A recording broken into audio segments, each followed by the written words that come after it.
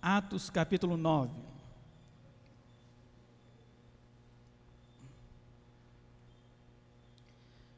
Está no nosso boletim. Hoje estamos comemorando. Nós tivemos uma programação na nossa igreja, que foi o encontro da COAF, que é o Planescom, e que comemorou também o aniversário da revista Vida Cristã.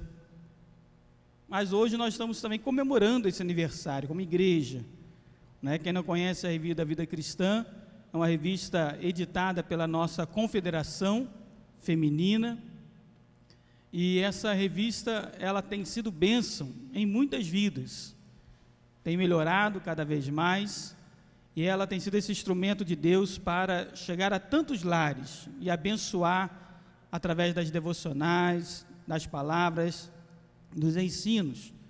E nós louvamos a Deus pela existência dessa revista, da revista Vida Cristã, e pela sua organização, né, e pela palavra que é ministrada através dela. E dentro desse propósito, o Senhor nos deu uma palavra para nós meditarmos nessa manhã, nessa noite, aqui no culto de terça-feira, que fala sobre mulheres de influência. Mulheres de influência. Será que você acha que mulheres são influentes? Hoje cada vez mais, né? Hoje cada vez mais. Hoje nós temos presidentas, governadoras, senadoras, né?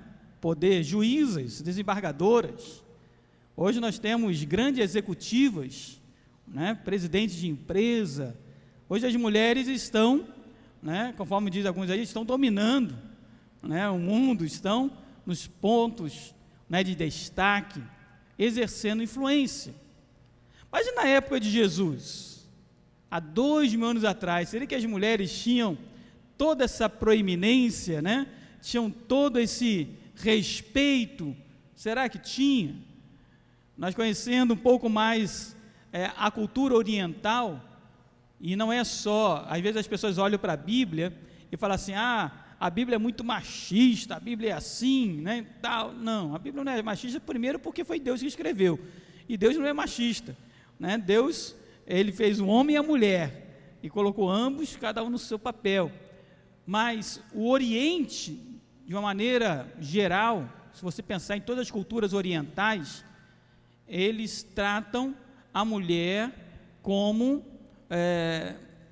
desigual, como realmente inferior ao homem. Se você olhar todas as culturas orientais, é assim, todas elas, sem exceção.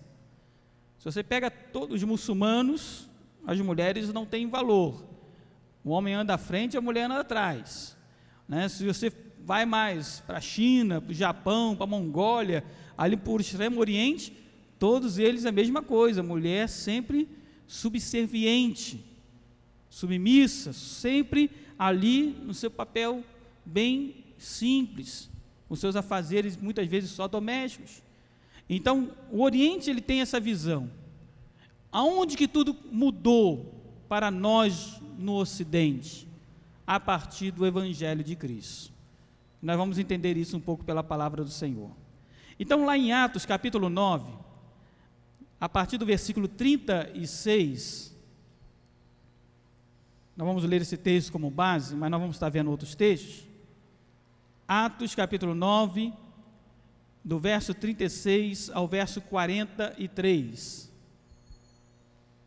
Diz assim a palavra do Senhor: havia em Jope uma discípula, por nome Tabita, nome este que traduzido quer dizer Dorcas. Era ela notável pelas boas obras e esmolas que fazia. Ora, aconteceu naqueles dias que ela adoeceu e veio a morrer, e depois de a lavarem, puseram-na no cenáculo. Como Lida era perto de Jope, ouvindo os discípulos que Pedro estava ali, enviaram-lhe 2 homens que lhe dissessem: não demores em vir ter conosco. Pedro atendeu e foi com eles. Tendo chegado, conduziram-no para o cenáculo, e todas as viúvas o cercaram, chorando e mostrando-lhe túnicas e vestidos que Dorcas fizera enquanto estava com elas. Mas Pedro, tendo feito sair a todos, pondo-se de joelho, orou e, voltando-se para o corpo, disse: Tabita, levanta-te. Ela abriu os olhos e, vendo a Pedro, sentou-se. Ele, dando-lhe a mão, levantou-a e, chamando os santos, especialmente as viúvas, apresentou-a viva. Isto se tornou conhecido por toda Jope, e muitos creram no Senhor. Pedro ficou em Jope muitos dias, em casa de um curtidor chamado Simão. Nós conhecemos esse contexto, essa história, a história de Dorcas, de Pedro, e o que nós queremos ressaltar aqui são mulheres que exerceram influência na sua época, no seu contexto, na sua sociedade. Nós vemos pessoas que realmente se doaram e, através das suas vidas, elas testemunharam de Deus, da sua obra, e através das suas vidas, outras pessoas chegaram até a presença do Senhor. Um exemplo está lá em 2 Reis, capítulo 5, que é o exemplo de uma jovem, da escrava de Naamã. Os irmãos conhecem a história. É uma menina que nós não temos o nome dela registrado na Bíblia.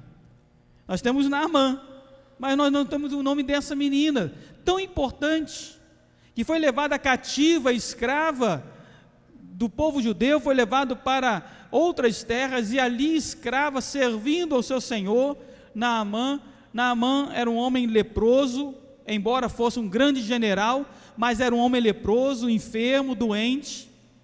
No contexto judaico, ele nunca poderia exercer tal influência, porque a lepra contaminava, e era logo, quem era leproso colocava-se logo de lado, para que não contaminasse os demais.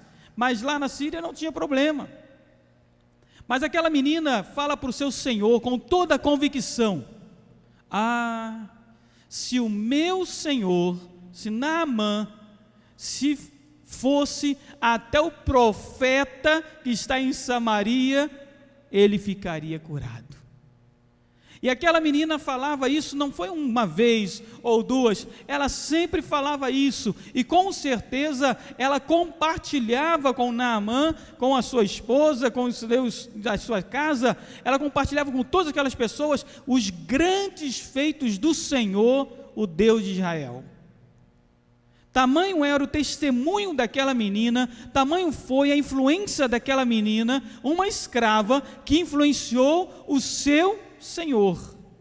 Olha que importância, uma escrava que influenciou o Senhor,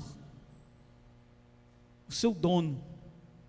E tamanho foi o testemunho dela, que testificava, que falava, que compartilhava dos grandes feitos de Deus de Israel, que Naamã foi até o rei da Síria e depois se apresentou ao rei de Israel. E falou: olha, tem um homem aí que pode me curar. Tem um homem aí que serve o Deus de Israel e ele pode me curar. Aquela menina exerceu tanta influência pelo testemunho oral, por compartilhar a glória de Deus. Irmãos, quanto você tem compartilhado da glória de Deus? Com quem você tem compartilhado a glória de Deus? Você tem compartilhado das maravilhas que Deus tem feito na sua vida? Como Deus tem curado as suas enfermidades? Como Deus tem cuidado de você? Como Deus tem livrado? Como Deus tem andado ao teu lado todos os dias da sua vida? Você tem compartilhado isso com as pessoas? Olha que coisa interessante. Nós conseguimos compartilhar tantas coisas com grande facilidade.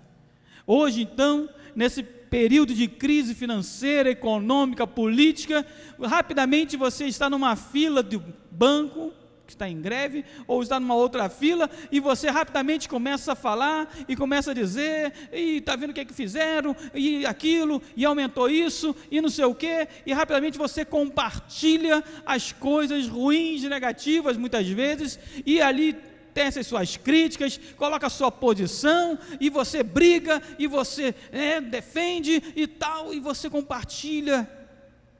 Mas para compartilhar das coisas de Deus, As pessoas falam assim: mas eu tenho vergonha. Mas tem vergonha? Mas é engraçado que você não tem vergonha para criticar, você não tem vergonha para falar mal disso ou daquilo, do governo ou das ações, você não tem vergonha para expor a sua posição contra a novela X ou a tal, mas para falar das coisas de Deus, nós temos vergonha. Como podemos nos envergonhar? Como podemos nos envergonhar daquele que é o Senhor da nossa vida? Como podemos nos envergonhar dos milagres que Deus tem feito nas nossas vidas? Como podemos nos envergonhar tamanho testemunho de Deus e daquilo que Deus tem feito? Ou será que Deus não tem feito nada na sua vida? Ou será que Deus não tem sido um Deus presente na sua vida?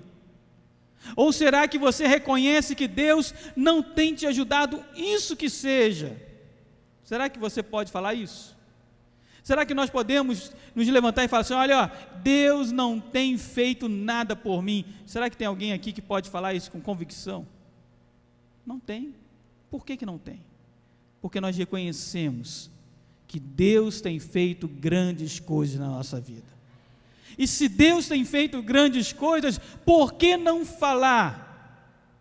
Os irmãos lembram quando Pedro e os discípulos foram levados ao Sinédrio, e ali, ouvido, eles falaram assim: olha, nós vamos liberar vocês, mas vocês não falem mais de Jesus, não falem mais dessas coisas. E aí levanta-se ali Pedro, junto com os discípulos, e diz: como deixaremos de falar das coisas que temos visto e ouvido?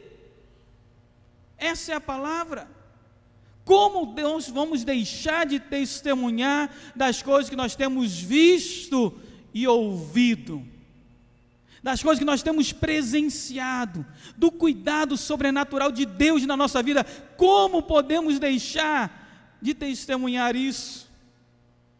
Mas, irmãos, testemunhar isso dentro da igreja é muito fácil, porque todos nós somos irmãos, somos em Cristo, e todo mundo é fácil. Tem onde ser luz, onde todo mundo é luz, isso é fácil demais, e nós não fazemos diferença.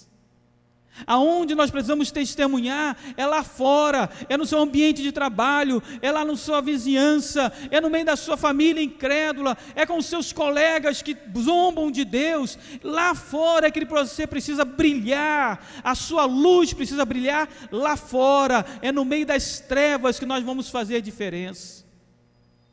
Aquela jovem, ela testemunhou aonde precisava testemunhar.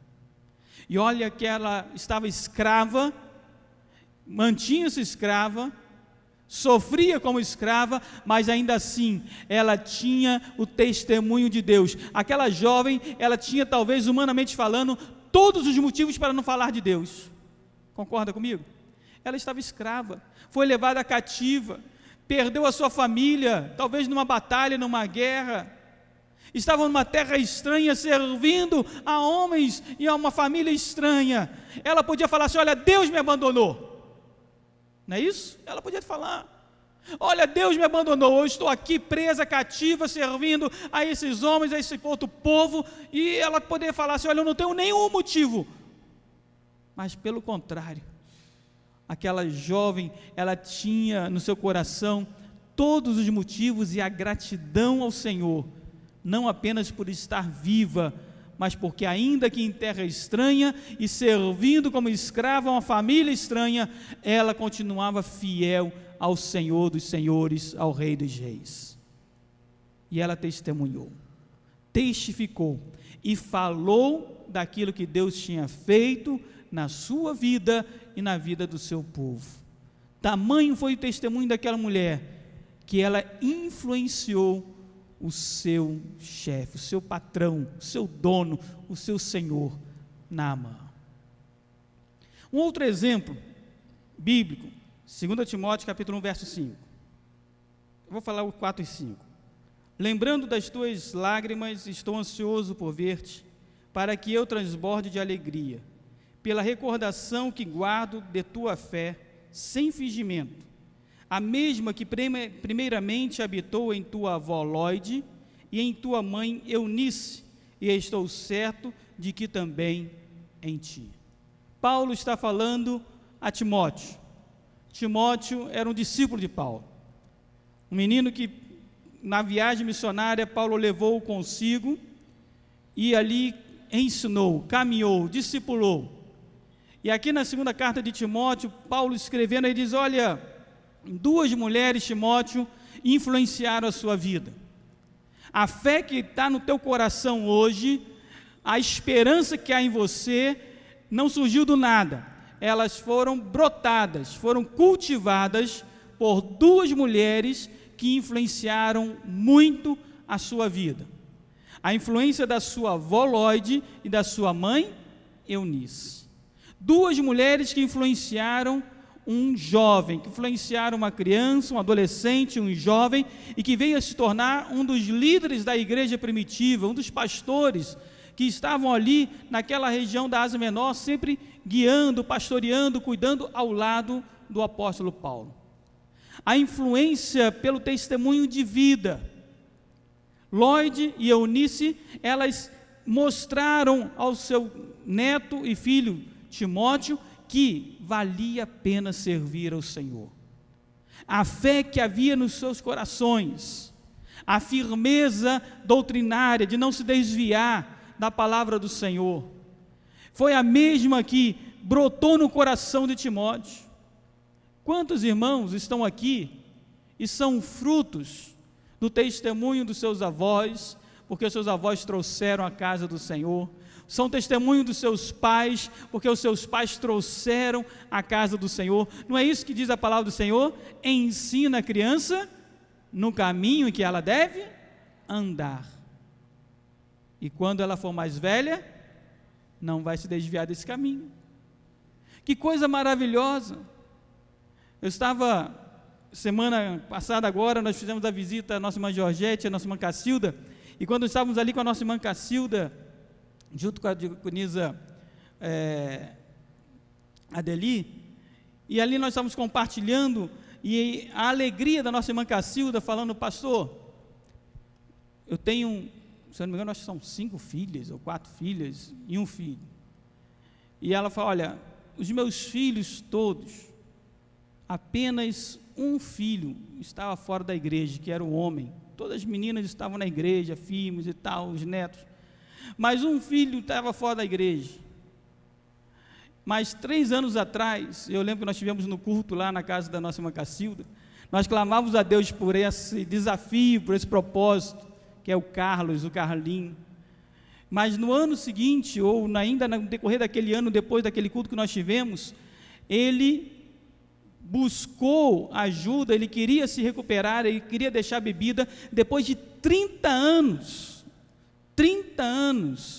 de bebedeira, de ficar caído na sarjeta, muitas vezes, conforme compartilhou ali a Maria, sua irmã, pegá-lo, levar para casa, dar banho, e ele bêbado, e toda aquela tristeza, aquela luta que nós sabemos como que é, quem tem na família uma pessoa com alcoolismo ou com drogas, a gente sabe a luta que é, e depois de 30 anos de escravidão do pecado, como marionete nas mãos do diabo, ele resolveu, ele quis um tratamento, eles encaminharam ele para o S8, para aquela comunidade S8, e lá naquele momento terapêutico lá, ele aceitou a Jesus Cristo, mudou a sua vida. Hoje já tem 3 anos lavado, remido pelo sangue de Jesus. Hoje está na igreja, é presbítero de uma igreja, está à frente do trabalho, casado, sua esposa envolvida no reino, e é só alegria para a sua família. E ali ela compartilhava: pastor, eu achava que eu fosse morrer e não ver a bênção do Senhor, que eu não fosse ver o transformar de Deus na vida dos meus filhos, mas para a glória do Senhor, todos eles já estão na casa do Senhor, até mesmo meus netos. Aí ela compartilhou: olha, eu levava para a igreja, pastor, 5 netos, levava sempre, e ela falou, compartilhou, ela lá do Morro do Castro, e depois ela falou: olha, eu fui para Niterói porque era mais perto, era muita criança, e então eu fiquei ali, e levava, e no decorrer, 2 deles estavam firmes na igreja, e 3 se debandaram, e ela ficava assim: Senhor, será que não valeu a pena tanto trabalho, levar meus netos à casa do Senhor, tanto trabalho, pai, tanto trabalho? Mas ela falou: mas pastor, hoje todos eles já estão na casa do Senhor, todos eles estão servindo ao Senhor, todos eles estão louvando ao Senhor, todos eles estão envolvidos na obra do Senhor, e eu posso dizer, eu e minha casa servimos ao Senhor. Irmãos, a influência é tremenda. Você influencia a sua casa, você, mãe, influencia os seus filhos, você, avó, influencia os seus netos, a sua fé, a sua firmeza na presença de Deus, o seu testemunho. Agora nós não podemos nos calar, nós precisamos ser voz do Senhor, boca de Deus, conforme nós cantamos aqui. Quando nós cantamos, nós vamos profetizar bênção na sua vida, é porque eu e você, servos do Senhor, somos boca de Deus no meio dessa geração. E nós não podemos fechar nossa boca, nós temos que clamar ao Senhor, mas nós também temos que denunciar o pecado, nós temos que denunciar o erro, nós temos que falar, olha, isso está errado, a palavra de Deus diz que está errado, não sou eu, é a palavra de Deus. E então nós precisamos ser boca de Deus, falar da parte do Senhor, testemunhar das coisas que Deus tem feito maravilhosamente nas nossas vidas. Irmãos, isso não é um privilégio da nossa irmã Cacilda, isso é uma realidade em todos aqueles que creem. Não é sem luta, porque a luta acontece. Você vê, 30 anos ela lutou com o seu filho, mas ela nunca desistiu dele. Às vezes nós estamos 1 ano, 2 anos pelejando numa situação e nós já logo abrimos mão. Ele que segue o seu caminho, ele que toma a sua decisão. Não, você que é pai, você que é mãe, você que é avô, que é avó, não desista, ainda que talvez você nem consiga influenciar hoje diretamente, porque não convive diretamente todo dia, mas as nossas pelejas são travadas nas regiões celestiais em Cristo Jesus, e é lá que nós ganhamos a nossa batalha, é lá no céu, é os anjos de Deus pelejando por nós, lutando para que aqueles a quem nós amamos sejam libertos para a glória do Senhor Jesus. Influencie pelo testemunho da sua vida. A sua fé, Timóteo, é a mesma fé que havia na sua avó, e é a mesma fé que havia na sua mãe Eunice. Eu tenho certeza, diz Paulo, que ela também reside em você. Que a nossa fé, irmãos, possa fazer diferença na vida dos nossos familiares, e que eles possam olhar para nós, olhar para a sua vida e falar, eu quero seguir o Deus da minha avó, do meu avô, o Deus do meu pai, o Deus da minha mãe. Eu quero, porque aquele é o único Deus, e não há outro Deus que nem o Senhor. O terceiro exemplo, irmãos, está lá em Atos, que nós lemos, capítulo 9. É o exemplo de Dorcas. Abraham Lincoln, ele diz assim: as mãos que embalam um berço governam o mundo. Você já ouviu isso, né? As mãos que embalam um berço governam o mundo. Porque todo rei teve uma mãe, teve uma avó. Todo governante foi criado por alguém e foi influenciado por alguém. Todo executivo, mais rico que seja, ele sofreu influência de alguém, ele foi criado por alguém. Então isso é uma realidade, disse Abraham Lincoln. As mãos que embalam o berço governam o mundo, porque a influência, aquilo que aquela mãe, que aquela avó pôde transferir para os seus filhos e seus netos, eles levarão e reproduzirão. Essa é uma realidade. O último exemplo para nós compartilharmos é o exemplo de Dorcas. É influência pelo testemunho, mesmo após a sua morte. O exemplo de Dorcas era um exemplo maravilhoso, um exemplo de uma serva, de uma cristã autêntica, verdadeira, uma mulher que tinha um coração no reino de Deus, uma mulher que tinha um coração para o próximo, ela amava o próximo verdadeiramente, sem interesse. E quando aquela mulher morre, tamanho foi o impacto dentro do seu bairro, da sua cidade, que todo mundo parou, todo mundo chorou a morte daquela mulher. Todo mundo foi impactado pelo testemunho daquela mulher, não apenas porque Dorcas fez um vestido, ou fez uma túnica, ou fez uma peça, não não era apenas pelo fato de fazer, mas era sobretudo pelo cuidado.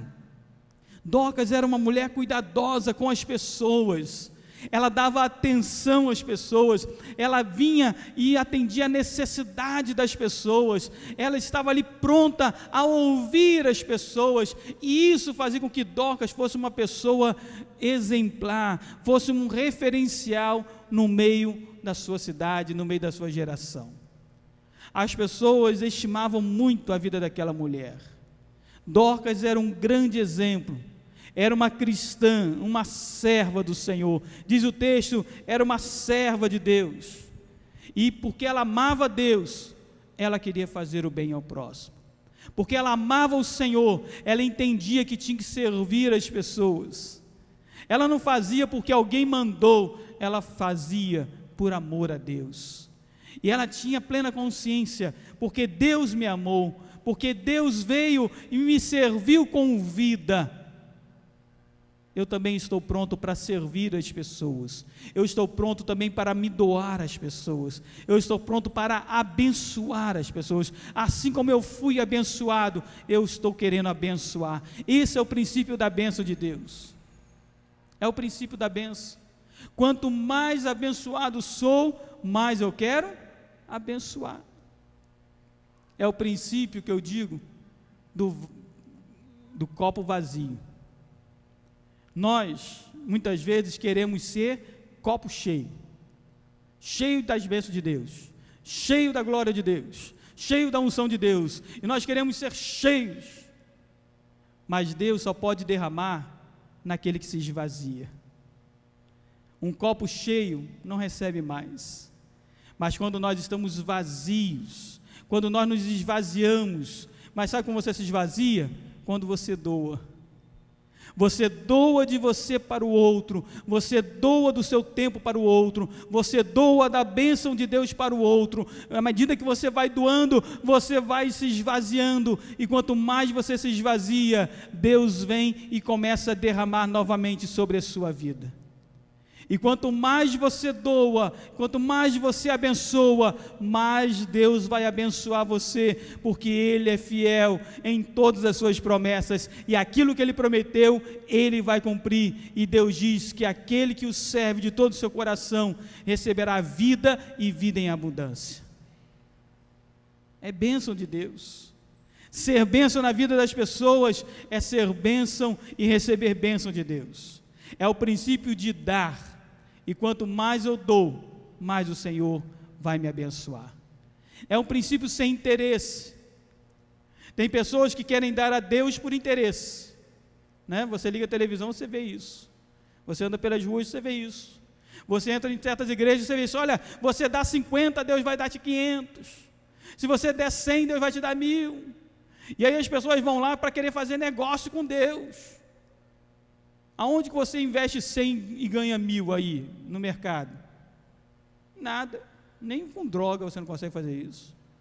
E então o cara ouve isso, tu dá 100 que vai ganhar 1000, opa, vou fazer uma negociação com Deus agora. E as pessoas estão querendo barganhar com Deus. E as pessoas chegam diante do Senhor, não é infidelidade, não é fé, é para barganhar, é porque ela não está pensando no 100 que ela está dando, ela está pensando no 1000 que ela quer receber. Interesse. Não é esse o princípio de Deus.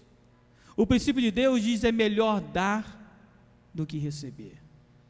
O princípio de Deus é: se você for dar esmola, que a tua mão direita não saiba o que a tua mão esquerda fez.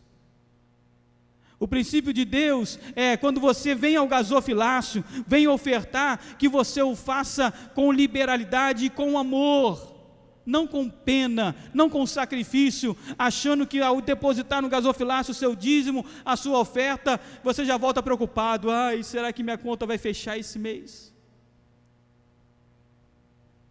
Quando a gente faz dessa maneira, Deus não se agrada da nossa oferta, Deus não aceita a nossa oferta, Deus não recebe a nossa adoração. O que Deus se agrada é coração grato, é coração fiel, é coração que entende que a fidelidade a Deus vai além dos nossos dízimos e das nossas ofertas. A fidelidade a Deus vai além das nossas casas, dos nossos bens. A fidelidade a Deus é toda a minha vida, e aquele que ainda não entendeu isso, doar a sua vida ao Senhor, ainda não deu nada para Deus. Você pode ter dado todos os seus recursos para o Senhor, você pode ter doado todo o seu dinheiro para a obra de Deus, mas se você não doou o seu coração e os seus dons e talentos, você ainda não deu nada. O Senhor diz na sua palavra: filho meu, dai-me o teu coração. O Senhor não está preocupado com o nosso dinheiro, com o nosso recurso, não, isso é princípio de fidelidade meramente, é princípio de bênção de Deus, mas o que Deus deseja, irmãos, é um coração quebrantado, contrito, um coração fiel a Ele, um coração disposto a obedecer ao Senhor. É isso que o Senhor se agrada. O Senhor olhou para Davi, não viu um homem rico que poderia lhe dar muitas coisas. Deus olhou para Davi e viu um homem segundo o seu coração, um homem obediente, apesar de pecador e falho, mas um homem que obedeceu ao Senhor em todos os seus desígnios. É isso que Deus busca. Deus busca verdadeiros adoradores que o adorem em espírito e em verdade. Aquela mulher, Dorcas, exerceu influência na sua família, exerceu autoridade no meio da sua sociedade. Aquela mulher influenciou muitas pessoas, e ela ganhou muitas pessoas para Jesus, e na sua ressurreição, tantas outras foram ganhas, porque ainda que morta, as suas obras ainda falavam. Irmãos, nós fomos chamados para sermos homens e mulheres de influência. Influencie a todos que você puder influenciar. Eu quero te dar uma estatística para nós encerrarmos. Diz a estatística, segundo um grupo de especialistas em pesquisa de marketing, que uma mensagem ruim, uma mensagem negativa, ela influencia rapidamente, diretamente, 17 pessoas. Ou seja, se você soube de uma notícia ruim de alguém, algum furo, alguma coisa, alguma tragédia, você rapidamente conta isso para 17 pessoas. Mas uma notícia boa, positiva, ela consegue influenciar no máximo 6 pessoas. Então tem aquele ditado que diz que notícia ruim voa, né? Vem rápido, vem a cavalo, vem, não é isso? Vem rápido. Notícia boa demora para chegar, né? E acontecendo, eu nem sabia, é mesmo? Fulano ganhou, está trabalhando, nossa, ninguém falou nada. Mas quando morreu, no outro, fulano morreu, já morreu, né? Tal, a notícia chega rápido. Mas é verdade. Olha como é difícil você influenciar positivamente uma pessoa. Dá trabalho. Você construir dia a dia e colocar ali, olha, um tijolinho, uma pedra, uma edificação, dia a dia, como dá trabalho. É muito mais fácil destruir do que edificar, não é? Você pega uma construção, quanto suor e lágrima levou para construir aquela casa, e então vem alguém para destruir, em 2 horas, lança tudo por terra. E será que é diferente nas nossas vidas? Não. Como é difícil nós construirmos, edificarmos algo bom e produtivo nas nossas vidas, e às vezes vem alguém e destrói tudo. Às vezes uma palavra e destrói tudo. Às vezes uma ação e destrói tudo. Às vezes um erro e destrói tudo. Então nós somos chamados para influenciarmos as pessoas, influenciarmos daquilo que Deus quer, com a nossa vida, com o nosso testemunho, falando daquilo que Deus tem feito na nossa vida, compartilhando daquilo que Deus tem operado. E você não precisa falar mentira, é só falar daquilo que Deus tem feito. E o que o mundo precisa ouvir é um Deus presente, é um Deus que está conosco, é um Deus que se compadece de nós, é um Deus que é misericordioso, que ama o pecador, mas abomina o pecado. É um Deus que está perto de todos aqueles que o buscam. Que Deus esteja abençoando essas mulheres de influência, que eu creio que também temos aqui mulheres de influência. Que Deus esteja abençoando todos aqueles que exercem de uma maneira positiva a influência de Deus na vida dessas pessoas. E que você, que talvez não tenha exercido tanta influência, que você possa fazê-lo sem nenhum constrangimento, porque falar de Deus e das coisas de Deus não pode nos trazer constrangimento. Pelo contrário, é graça e é privilégio servir ao Deus verdadeiro, ao Deus vivo, Criador dos céus e da terra. Amém, irmãos?